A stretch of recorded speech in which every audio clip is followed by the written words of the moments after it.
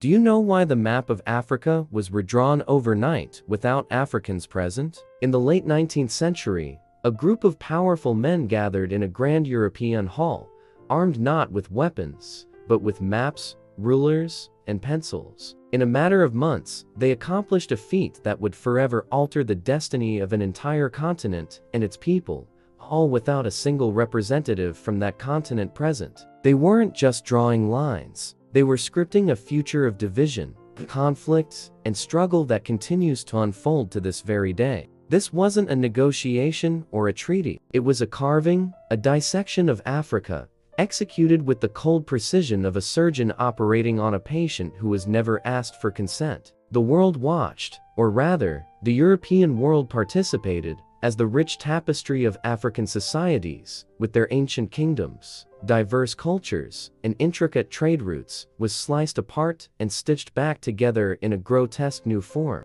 Imagine taking a priceless, complex mosaic, smashing it with a hammer, and then haphazardly gluing the pieces back together, ignoring the original image entirely. That is essentially what happened to Africa. The lines they drew were not based on geography, ethnicity, language, or history. They were lines of convenience, lines of greed, drawn to allocate resources and establish spheres of influence for the colonial powers. A straight line drawn across a desert could sever a nomadic tribe's ancestral migration route, condemning them to a fragmented existence. A river designated as a border could pit communities who had lived harmoniously along its banks for centuries against each other, now citizens of rival colonial states. The single act of cartographic arrogance known as the Berlin Conference of 1884 set in motion a chain of events so catastrophic that its tremors are still being felt across Africa, fueling wars, creating refugee crises, and hampering economic development. The map of Africa you see today is not an African map. It is a European scar, a permanent reminder of a time when an entire continent was treated as a blank slate, its people mere obstacles or assets in a geopolitical game. The shocking twist in the story isn't just the audacity of the act itself,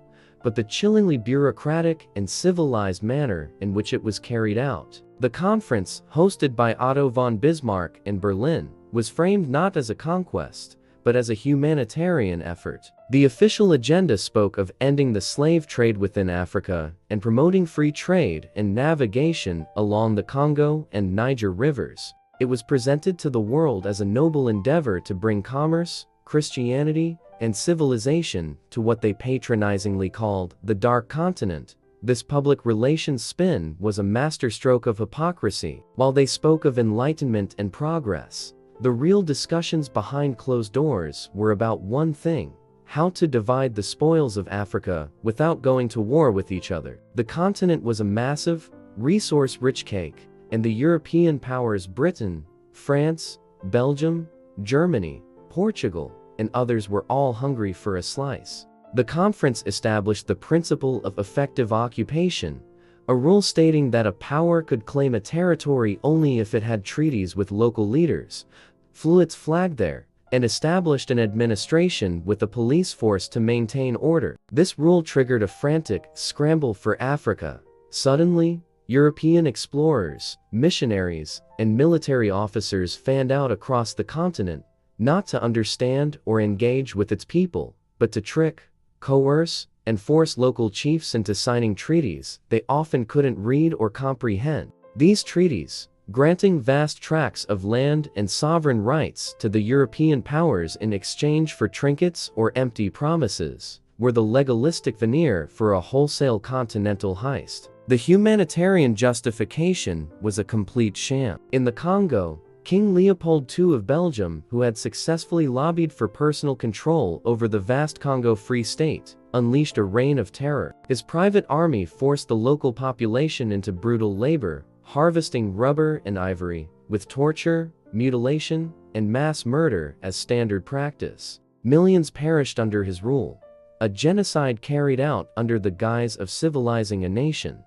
all while the profits filled Leopold's coffers. The very conference that claimed to be ending slavery in Africa directly enabled one of the most brutal systems of forced labor the world has ever seen. The outcome of this continental re-engineering was the creation of approximately 50 artificial states, with borders that completely disregarded the pre-existing political, social, and ethnic realities. These new colonial territories were administrative units designed for one purpose: the efficient extraction of resources for the benefit of the European metropole. Suddenly, ethnic groups with long histories of rivalry were forced into a single political entity, a powder keg waiting to explode. The Hutu and Tutsi in Rwanda and Burundi, for example, were lumped together under Belgian rule, where the colonizers amplified social distinctions and favored the Tutsi minority, planting the seeds for the horrific genocide that would follow decades later. Conversely, cohesive cultural and linguistic groups, like the Somali people or the Yu people, were split across multiple colonies, their homeland divided by the arbitrary lines of British, French, Italian, and German control. This fragmentation deliberately weakened them, making them easier to rule and preventing the formation of a unified resistance. The new colonial masters imposed their own languages, legal systems, and forms of government, systematically dismantling traditional African institutions of governance and justice that had functioned for centuries. This top-down imposition of foreign structures created a deep and lasting disconnect between the rulers and the ruled, fostering resentment and eroding the very fabric of society. The economic landscape was also completely reconfigured. Subsistence farming was replaced by cash crop economies, forcing Africans to grow cotton, cocoa, or coffee for export instead of food for themselves, making the colonies dependent on imported goods and trapping them in a cycle of poverty. The infrastructure that was built, railways and ports, was not designed to connect African communities or foster internal trade, but to transport raw materials from the interior to the coast for shipment to Europe. Africa was rewired to serve Europe, and its own internal logic was destroyed. The long-term consequences of this colonial partition are staggering and continue to plague the continent today. When African nations began to gain independence in the mid-20th century, they inherited the very borders that had been drawn to divide and control them.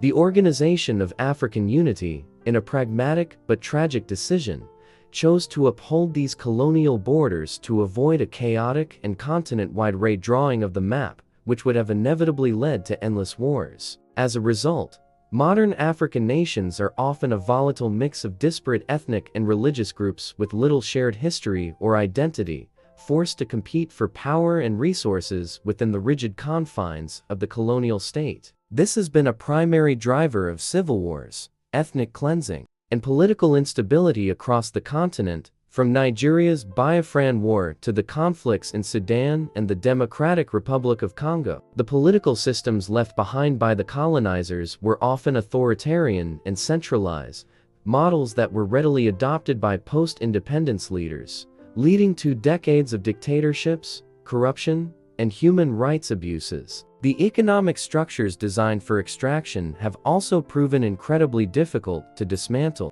Many African economies remain heavily reliant on the export of a few primary commodities, leaving them vulnerable to volatile global market prices and perpetuating a neo-colonial relationship with the developed world. The psychological scars are just as deep. The colonial narrative of African inferiority, used to justify the whole enterprise, has had a lasting impact, creating challenges for post-colonial identity and self-esteem. The lines drawn in Berlin over a century ago were not just lines on a map. They were deep, festering wounds cut into the body and soul of a continent. Today, as African nations strive to build stable, prosperous, and unified societies, they are constantly fighting against the legacy of that conference room, struggling to overcome a history that was brutally imposed upon them by men with rulers who saw a continent not as a home to millions, but as a prize to be won.